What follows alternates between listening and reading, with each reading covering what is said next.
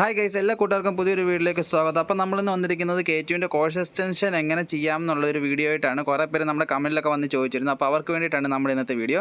അതിനായിട്ട് ആദ്യം നമ്മുടെ പോർട്ടലിൽ നമ്മൾ ലോഗിൻ ചെയ്യുക. അത് ചെയ്ത് കഴിഞ്ഞിട്ട് സ്റ്റുഡൻറ്റ് എന്ന് പറഞ്ഞ ടാബ് ക്ലിക്ക് ചെയ്യുമ്പോൾ സൈഡിൽ തന്നെ നമുക്ക് കാണാം പ്രോഗ്രാം എക്സ്റ്റൻഷൻ പറഞ്ഞ് കിടപ്പുണ്ട്. അപ്പോൾ അവിടെ ഓൾറെഡി നമ്മൾ നേരത്തെ 2 വട്ടം എക്സ്റ്റെൻഡ് ചെയ്തതിൻ്റെ ഓപ്ഷൻ ഉണ്ട്. അതിൻ്റെ മണ്ടയ്ക്കായിട്ടൊരു ആഡ് ടാബ് ഉണ്ട്. അത് ക്ലിക്ക് ചെയ്ത് കഴിയുമ്പോൾ നമ്മളിങ്ങനെ ഒരു പേജിലേക്ക് ചെല്ലുക. അപ്പം നമുക്ക് മൂന്നാമത് ചെയ്യാനുള്ള ആഡ് റിക്വസ്റ്റ് എന്ന് പറഞ്ഞ സാധനം അവിടെ വന്ന് കിടപ്പുണ്ട്. അത് ക്ലിക്ക് ചെയ്യുമ്പോൾ നമ്മുടെ പേരും ഡീറ്റെയിൽസും നമ്മൾ എത്ര രൂപ, അതായത് 2000 രൂപ അടയ്ക്കണം. അതും എന്നാണ് ഇതിൻ്റെ തീരുന്ന ലാസ്റ്റ് ഡേറ്റ് ഇതിനകത്ത് കാണിച്ചിരിക്കുന്നത് 31/8/25 അതെല്ലാം ഓക്കെ ആണെങ്കിൽ നമ്മൾ അത് സേവ് ആക്കുക. സേവ് ആക്കി കഴിയുമ്പോൾ നമ്മൾ ഇങ്ങനെ ഒരു പേജിലേക്ക് വരും. അവിടെ നമ്മൾ ഒന്നുകൂടെ അത് സേവ് ചെയ്തിട്ട് പ്രീവ്യൂ റിക്വസ്റ്റ് കൊടുക്കുമ്പോൾ നമ്മൾ ചെയ്ത കാര്യങ്ങളെല്ലാം ഓക്കെ ആണെന്ന് ഒന്നുകൂടെ ഒന്ന് കൺഫേം ചെയ്യുക. പ്രീവ്യൂ റിക്വസ്റ്റ് കൊടുക്കുക.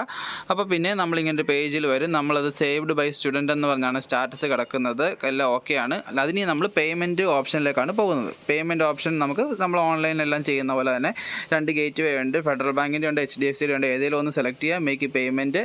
അപ്പോൾ 2000 രൂപയാണ് അടയ്ക്കേണ്ടതെന്ന് വന്നു. അവിടെ ഒരു ടിക്ക് മാർക്ക് ഉണ്ട്. അതൊന്ന് എനേബിൾ ചെയ്ത് പേ ചെയ്ത് കഴിഞ്ഞാൽ നമുക്ക് ഇൻ്റർനെറ്റ് ബാങ്കിങ്, UPI കാർഡ് എന്ത് വെച്ച് വേണമെങ്കിലും പേയ്മെൻറ്റ് ചെയ്യാവുന്നതാണ്. ഞാനിവിടെ ഇപ്പോൾ UPI ട്രാൻസാക്ഷനാണ് ചെയ്യുന്നത്. അതാണ് കുറച്ചുകൂടെ സെക്യൂറും സേഫും. അതാണ് ഞാനും അത് റെക്കമെൻഡ് ചെയ്യുന്നുള്ളൂ. നിങ്ങൾക്ക് സൗകര്യം എന്ന് വെച്ചാൽ കാർഡ് പേയ്മെൻറ്റ് ഏതാണെന്ന് വെച്ചാൽ ചെയ്യാവുന്നതാണ്.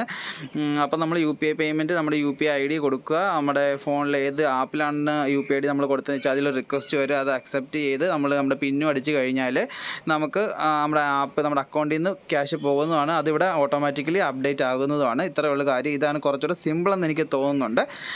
അപ്പോൾ നമ്മുടെ പേയ്മെൻറ്റ് എല്ലാം കഴിഞ്ഞിട്ട് ലാസ്റ്റ് എങ്ങനെ വരുമെന്ന് കാണിച്ചു തരാം.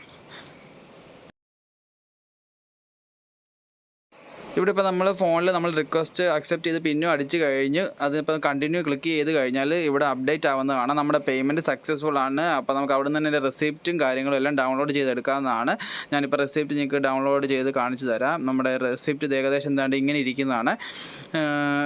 Open PDF.